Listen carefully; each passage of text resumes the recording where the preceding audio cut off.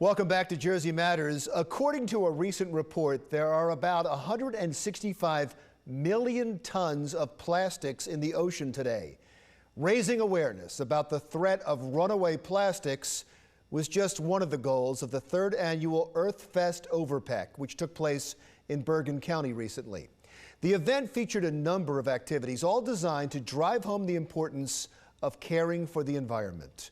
Sherry Carabin was there. Sherry. Thank you, Larry.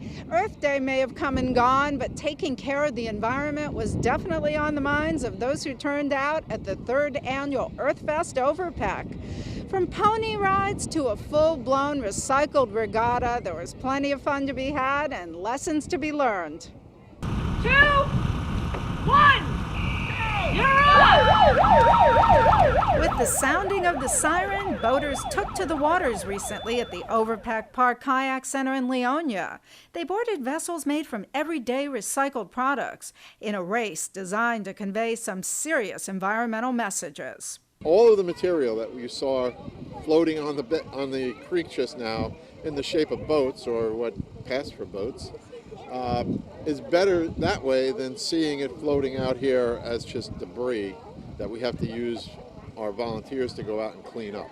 4 groups participated in the May 14th event. Most were students, but there were a few adults, all vying to test their skills by building a seaworthy recycled craft.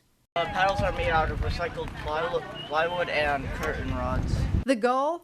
To be the first to circle the green flag and get back to the dock. Certainly each group put their best sailing feet forward, but in the end it was the Hudson County Schools of Technology Explore 2000 8th grade team of Daniel McLean, Aaron Joshua, and their academic facilitator Frank Colaluca that took first place. I feel happy that we were able to do it, and we all thought that the other boat was going to smoke us just because it was so greatly designed. In fact, this team of middle school students easily outpaced It's Not Rocket Science, a boat crafted by 2 real-life aerospace engineers who entered the event after watching it in 2015. My daughter and I, we live in this neighborhood, and we wanted to participate in something with the community, and I thought it'd be a good STEM program for our kids.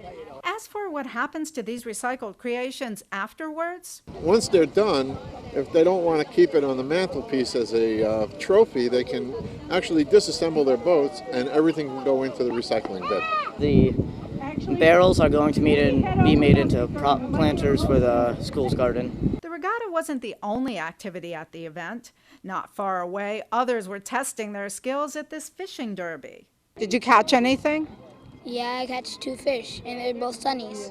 We hope they begin to learn that everything is interconnected, and what they do affects everything else that lives within the watershed. You know, we have a saying at Trout Unlimited that we all live downstream.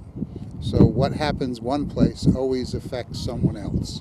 I feel like when people litter, it doesn't make any sense because you live on this planet and this is the only planet that you have.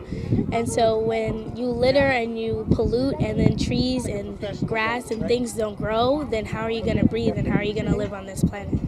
For those who prefer to avoid the water altogether, Overpack County Park featured a wide variety of green vendors selling recycled wares, educational information, pony rides, food, and music. While the things that are being sold and things like that are recycled, we also are using education as a means to teach and educate people about why it's so important to protect the environment. This is Sherry Carabin reporting for Jersey Matters. And Sherry tells me that EarthFest Overpack is a fundraiser for the Hackensack Riverkeeper, which is a nonprofit environmental group that works to protect and to restore the Hackensack River. When we come back, we will meet the person who is spearheading an effort to help young people with disabilities find meaningful work for the rest of their lives. That's when Jersey Matters continues.